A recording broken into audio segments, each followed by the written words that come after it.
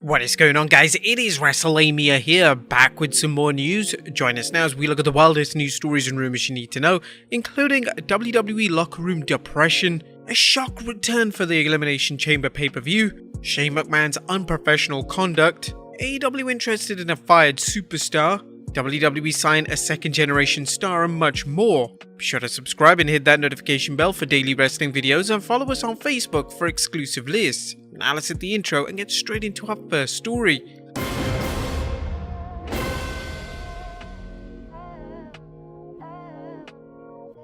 Our first story looks at WWE locker room depression.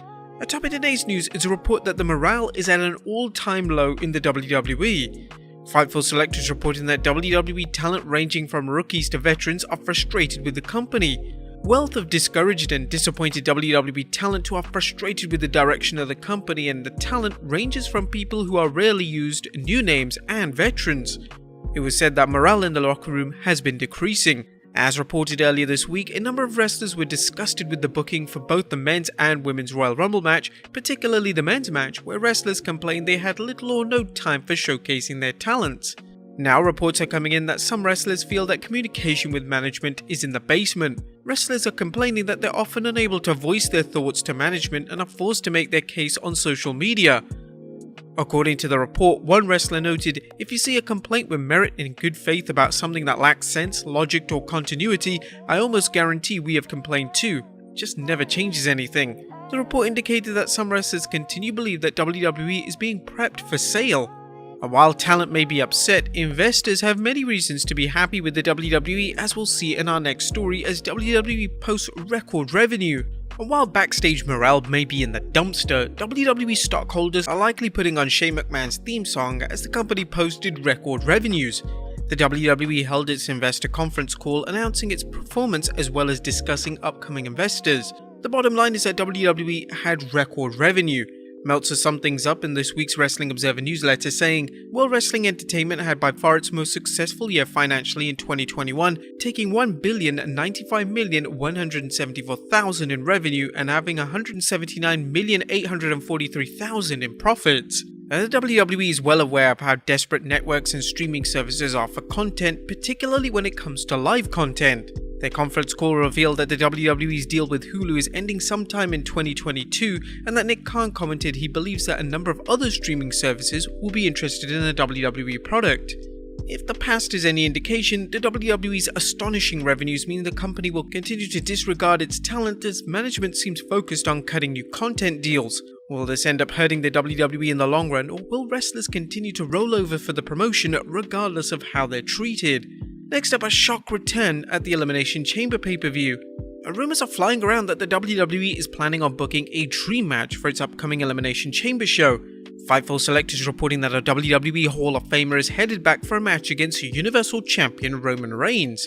The working plan is for Bill Goldberg to return to WWE imminently. The working plan has been for Goldberg to work the upcoming Elimination Chamber event in Saudi Arabia. The WWE likes to book legends and dream matches for its Saudi Arabia super shows. More importantly, the Saudi Sports Authority expects the best of the best, so is it any surprise that Bill Goldberg could wrestle at Elimination Chamber? Big Bad Bill is believed to have one match left on his current deal with WWE. Could his match with Reigns be his last match ever? If so, we hope the WWE Hall of Famer doesn't go out like a jabroni, becoming the latest sacrifice on the altar of the tribal chief. Next up, Shane McMahon's unprofessional conduct. It appears as if Shane McMahon is officially gone from WWE. While there were conflicting reports about Shane's status, with some stories indicating he was sent home while others indicated he was released, the Wrestling Observer's Dave Meltzer is reporting, "Every single story you've already heard, multiplied many times over, was said by one person close to the situation. He was unprofessional, the likes of which left Vince and Kennedy McMahon no options but to fire him." Meltzer indicated that Shane has been working in the WWE as a talent ever since he returned to the company in 2016. Meltzer discussed the apparent problems Shane McMahon caused by his stubbornness to do things his way in the men's Royal Rumble. Others noted that he wanted to build the ending of the match around himself, and being a featured player in the match was visibly very unhappy when his match ideas were shot down by his father, and was not professional with Gibson and talked down to people. There were also disagreements regarding he and Lesnar regarding the closing stages of the match, and Lesnar pretty much does exactly what he wants. If Meltzer's sources are accurate, Shane caused considerable confusion with his repeated attempts to change things up. This led to people being told one thing and then another, between Shane's ideas, what Lesnar wanted and what Vince wanted. It was constantly changing all day and Vince was overruling Shane on his ideas and also agreeing with Lesnar. Ultimately, Shane's plans were rejected for the large part. About the only thing left in regarding him looking good was a spot where he would outstrike babyface and former UFC fighter Riddle. It didn't help matters that he botched his elimination spot with Lesnar, as he was supposed to be clotheslined over the top rope but didn't get over on the first attempt, so they had to do it again. It seems mind-boggling that Shane McMahon would want to position himself as a top star, but as fans have seen, Shane has never positioned himself in anything less than main event programs, sometimes wearing out his welcome. Did Shane overestimate his position in the WWE, or is this some sort of political move to oust Shane from the company, perhaps disguised as Shane being out of control?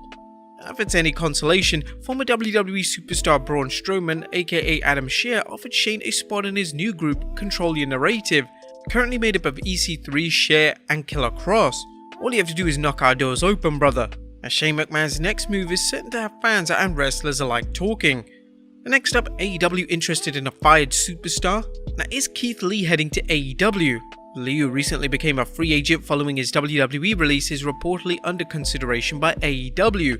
Meltzer is reporting on this week's Wrestling Observer newsletter that the 37-year-old big man has been talked about in AEW and may even be signed already. Meltzer said Lee has much to offer, something obvious to anyone who's watched his work, but noted, for a guy of his size, speed, and injuries become more of a factor getting older, the Lee of 2018 I'd call a hire with great potential for AEW because he's got all the charisma and size and athletic talent.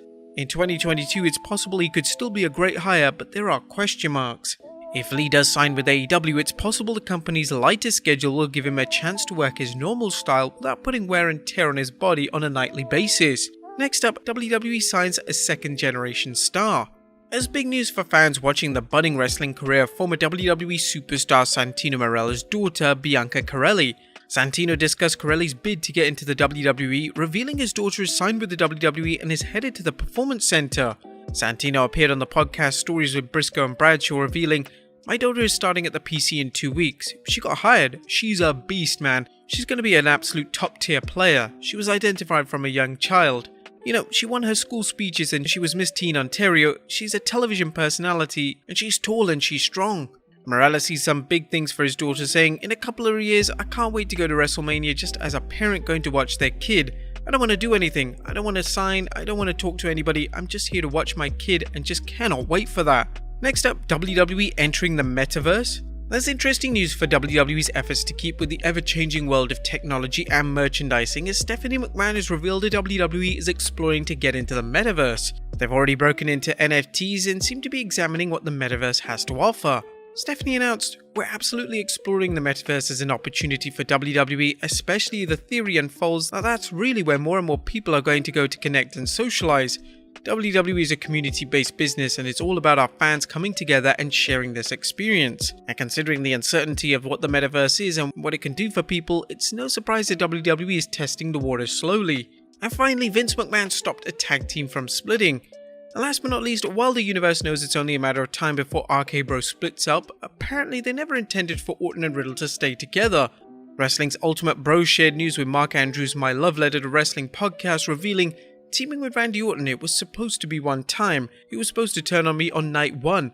Then Vince, the crowd, and everybody liked it so much they were like, 'Are you guys willing to see if this works?'